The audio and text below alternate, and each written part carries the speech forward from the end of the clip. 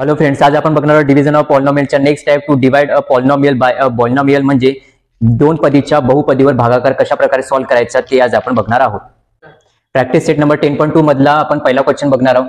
बघा, इथे कोणता पण नंबर दिला नाही, इथे पण नंबर नाही दिला, तर आपण अज्युम करायची इथे कोणता नंबर द्यायचा 1. बघा, 1 मध्ये किती कॅल्क्युलेशन केल्यानंतर आन्सर 1 येणार, तर आपला आन्सर येणार आहे 1, तर इथे लिहायचं 1. आता बघा, व्हेरिएबलच्या व्हेरिएबल बरोबर काय करा कॅल्क्युलेशन, y च्या पॉवर काय येणार आहे तर राहणार 1, इथे y च्या पॉवर आहे 2 आणि 2 मधून जे आपण 1 केलं ते आन्सर काय राहणार 1, तिथे लिहायचं y. ठीक आहे.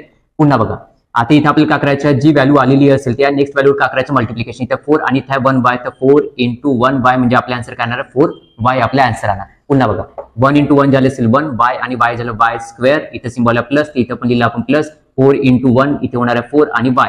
पुन्हा काय होणार बघा, आता प्लसचे होणार आहे मायनस, प्लसचे होणार मायनस, म्हणजे प्लस मायनस कॅन्सल, 10 मधून जे 4 मायनस केलं तर आपल्याला होणार 6y आणि मोठ्या संख्येत चिन्ह कोणत्या प्लस, इथे येणार आहे प्लस, इथे लिहिलं आपण प्लस 24 लिहिलं. पुन्हा बघा, इथे प्लस आणि इथे प्लस, इथे काय येणार आहे प्लस चिन्ह.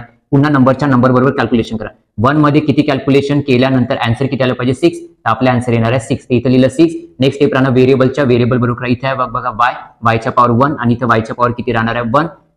सेम पॉवर असेल तर काय होणार आहे कॅन्सल, म्हणजे इथे y येणार नाही. मग काय करायचं, नंबरच्या नंबरवर कॅल्क्युलेशन करा, इथे 6 आणि इथे 4, त्यामुळे 4 × 6 म्हणजे आपला आन्सर येणार 24 येणार. पुन्हा व्हेरीफाय करू, 6 × 1 झाले 6 आणि हा झालं y, इथे सिम्बॉल आहे प्लस आणि 6 × 4 झाले 24 झाले, म्हणजे प्लसचे होणार मायनस, प्लसचे होणार मायनस, प्लस मायनस कॅन्सल, इथे पुन्हा प्लस मायनस का होणार कॅन्सल, म्हणजे आपला आन्सर काय होणार आहे 1y + 6 हे आपला आन्सर होणार आहे. याच्या अगोदर आपण प्रॅक्टिस सेट नंबर 10.1 आपण घेतलेला आहे, त्याची लिंक तुम्हाला डिस्क्रिप्शन बॉक्समध्ये असेलच. आणि त्याबरोबर आज आपण 10.2 मधला पहिला प्रश्न घेतलेला आहे.